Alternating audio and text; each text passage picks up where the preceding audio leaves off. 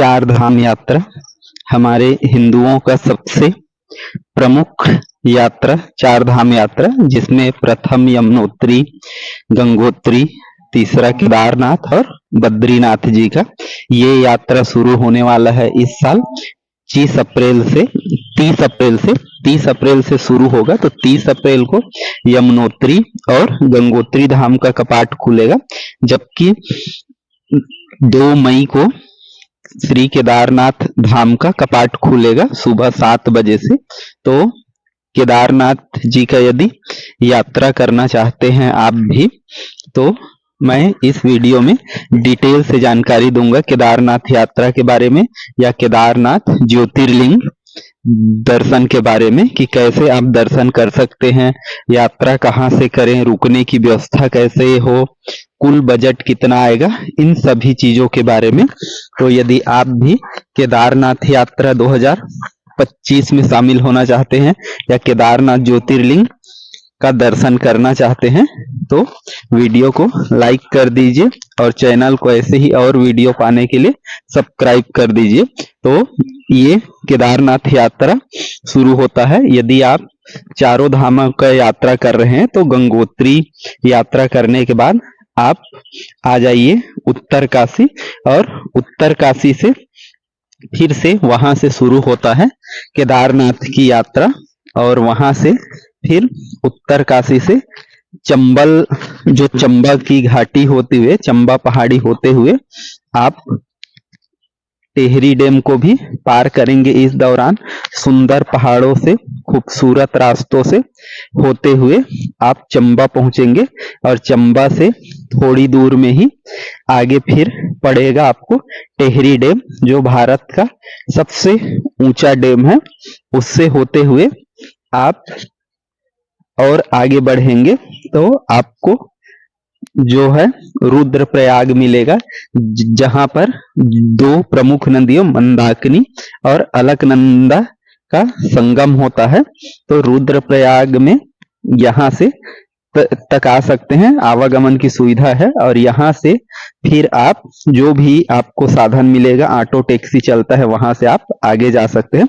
दूसरा ये है कि आप हरिद्वार, ऋषिकेश या देहरादून से वहां से यात्रा की शुरुआत कर सकते हैं, और वहां से भी वहां तक आने के लिए आप या तो ट्रेन सबसे बेहतर साधन है, और देहरादून आते हैं तो वहां पर हवाई अड्डा है, तो वहां पर आकर आप वहां से आएंगे तो आपको फिर से आपको रुद्रप्रयाग ही आना होगा, और रुद्रप्रयाग से फिर आगे आपको मंदाकिनी नदी के पैरेलल चलना होगा, और वहां से फिर आप को आना होगा सोनप्रयाग। और इधर सीधा गाड़ी या बस ऐसे बहुत कम चलता है कि प्रायः रुद्रप्रयाग तक आपको आसानी से साधन मिलेगा। फिर रुद्रप्रयाग से सीतापुर जो बस स्टैंड है, वहां से कुछ दूर पैदल चल के आप पहुंचेंगे गौरी कुंड, और गौरी कुंड में आप स्टे कर लीजिए, और वहां से फिर सुबह आप माँ गौरा का दर्शन करके प्रायः, और यहाँ पर जो गौरी कुंड है, तप्त कुंड, वहां स्त्री और पुरुषों के लिए अलग अलग स्नान कुंड हुआ करता था, जो पिछले बार के सैलाब में बह गया है। इस साल हो सकता है उसका फिर से पुनर्निर्माण हो गया होगा, तो वहां से फिर आप अपनी यात्रा की शुरुआत कर सकते हैं केदारनाथ जी का।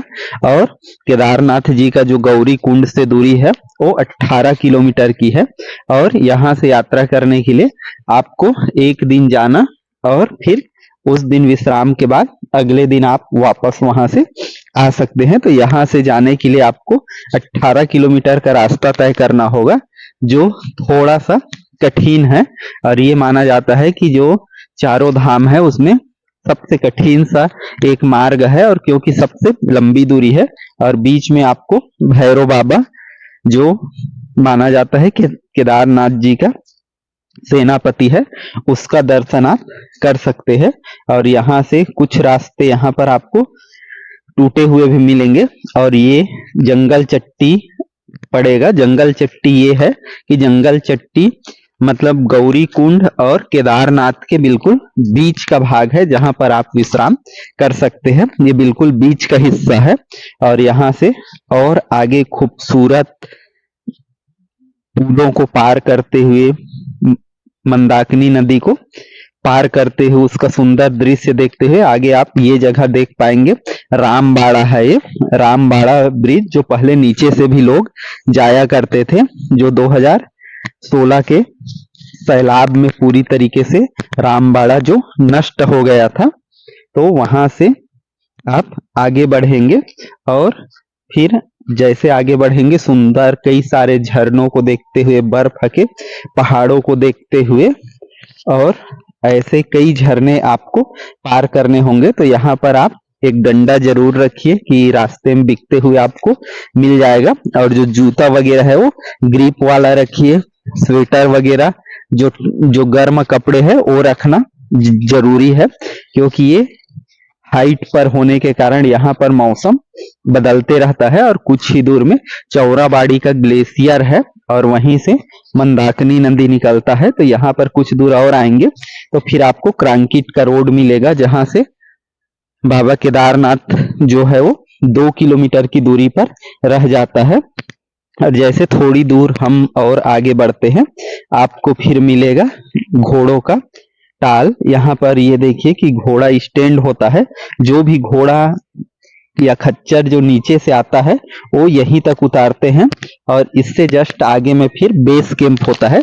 जैसे रात का समय हो गया तो यहीं पर आप टेंट लेते हैं और टेंट में आप रह जाइए। साथ में यदि आप ये हेलीकॉप्टर से यात्रा करना चाहते हैं तो आपको सिरसी, फाटा और गुप्त काशी से आपको ये सुविधा मिलेगा, जहां से ये रेट आपको लिखा हुआ है उस रेट से अब हर साल चेंज होता है, थोड़ा सा डिफरेंस होगा। और मैं जो ये लिंक है उस जो चार धाम यात्रा का लिंक है मैं डिस्क्रिप्शन में दे दिया हूं, वहां से आप सभी चीजों को देख सकते हैं कि यहाँ तक आने के लिए कितना चार्ज है, एक साइड का कितना चार्ज है, दोनों साइड का कितना चार्ज है। गुप्त काशी, फाटा या सिरसी, आप कोई भी जगह से आप हेलीकॉप्टर ले सकते हैं, लेकिन आपको वहां तक पहले आना होगा, गुप्त काशी, सिरसी या फाटा, और वहां से फिर हेलीकॉप्टर में भी आते हैं। तो लगभग आधा से 1 किलोमीटर चलने के बाद आप पहुंच जाएंगे केदारनाथ जी के धाम में। और माना जाता है कि केदारनाथ यहाँ पर स्वयं साक्षात प्रकट हुए हैं, और उसका यदि आप कलश का भी दर्शन कर लेते हैं, शीश कलश का भी, तो भी आपको उतना ही पुण्य की प्राप्ति होता है जितना आपको गर्भगृह के दर्शन से प्राप्ति होता है। तो यहाँ पर आप अपने फैमिली के साथ, सबके साथ, दोस्तों के साथ भी यहाँ पर आ सकते हैं। तो यहाँ तक आने के लिए आपको एक ही साथ एक बस या सीधा गाड़ी नहीं मिलेगा, इसके लिए आप ट्रेवल का ट्रिप भी ले सकते हैं। कई जो ट्रेवल एजेंसियां हैं उनका भी ट्रिप आप ले सकते हैं, तो सीधा आपको यहाँ तक पहुंचा देगा, लेकिन उसके लिए आपको थोड़ा ज्यादा खर्च करना पड़ेगा। तो आप अपनी सुविधा अनुसार बाबा केदारनाथ का दर्शन करने आ सकते हैं। और केदारनाथ जो है ज्योतिर्लिंग भी है और यहाँ का प्रमुख एक धाम भी है उत्तराखंड का, तो उससे भी कहीं अधिक ज्योतिर्लिंग के रूप में ये विख्यात है, जो 6 माह खुला और 6 माह बंद रहता है। और साथ में यहाँ भीमशिला है।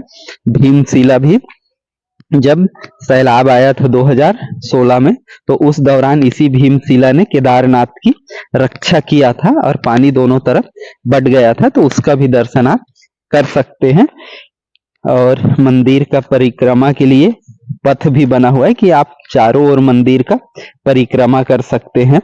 और यहाँ पर इसके बाद आप चाहे तो यहाँ से शंकराचार्य जी का जो समाधि स्थल बना है वहां भी जा सकते हैं। आदि शंकराचार्य का जो ये बना है, क्योंकि शंकराचार्य जी ही वह व्यक्ति है जिन्होंने हमारे ज्योतिर्लिंगों को, प्रमुख मंदिरों को जो पुनः स्थापित करने में महत्वपूर्ण भूमिका अदा किया था। और यहीं पर 1 किलोमीटर की दूरी पर है भैरव बाबा, तो उसका भी दर्शन आप कर सकते हैं, जो ऊंचाई पर स्थित है। और वहां से आपको पूरे केदार घाटी का, जो मंदाकिनी नदी का, चौड़ाबाड़ी ग्लेशियर का दृश्य आपको बहुत ही सुंदर देखने को मिलेगा।